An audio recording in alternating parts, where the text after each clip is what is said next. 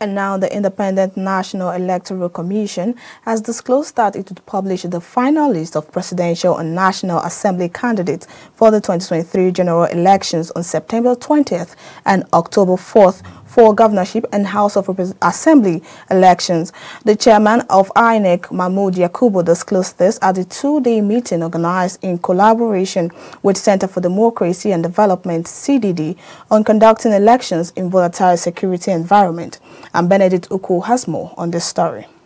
Less than 27 days to the commencement of campaign activities, the Independent National Electoral Commission has disclosed that it will publish the final list of presidential, senatorial, and House of Representative candidates for the 2023 general elections on the 20th of September, and the final list for governorship and House of Assembly elections will be published on October 4th, 2022.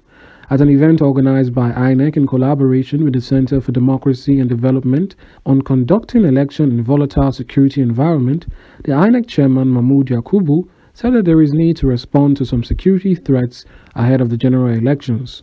Activities towards the 2023 general election will enter the next critical stages, beginning actually from today, September. In the next 19 days, that is on the 20th of September 2022, the Commission will publish the final list of candidates for national elections, presidential candidates and their running mates, senatorial candidates, and candidates for federal constituencies, that is House of Representatives, as provided by Section 32, subsection 1 of the Electoral Act 2022. This will be followed on 4th October 2022 by the publication of the final list of candidates for state elections, governorship and state houses of assembly elections. Campaign in public by political parties will officially commence on the 20th of September 2022. The Director, Center for Democracy and Development, Idayat Hassan, spoke about strengthening security in delivering the peaceful elections. You have separationist agitation in the southeast, you have the Boko Haram insurgency still prevailing, and at the same time you have in the northwest the insurgents, the jihadists, and of course the bandits who are in control of some parts of this territory. So having this meeting for us is to focus on what is possible and what can actually be done as stakeholders. It's also to look at it holistically and prefer solution, as well as even looking at the legal implications and what can be achieved before the forthcoming elections.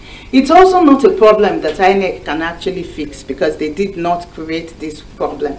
And at the same time, it doesn't affect just Inec. It affects all stakeholders, from voters to Inec to civil society, even the candidates and parties themselves in these elections. A representative of the British High Commissioner drew attention to the need to promote peaceful coexistence between Nigeria's diverse ethnic regions. As important as the security of the election is, stakeholders involved in this election must strive to not only provide security for voters and the electoral process, but also to actively promote peace. We need to focus on police deployments and access to polling stations. These are critical issues, but they are not enough. Unity and peaceful coexistence between Nigeria's diverse religious, ethnic and cultural communities is under huge strain. Serious escalations of intercommunal conflict is an escalating risk across all 6 geopolitical regions of Nigeria. Inec has disclosed that the activities towards the 2023 general election will enter the critical stages this month, September.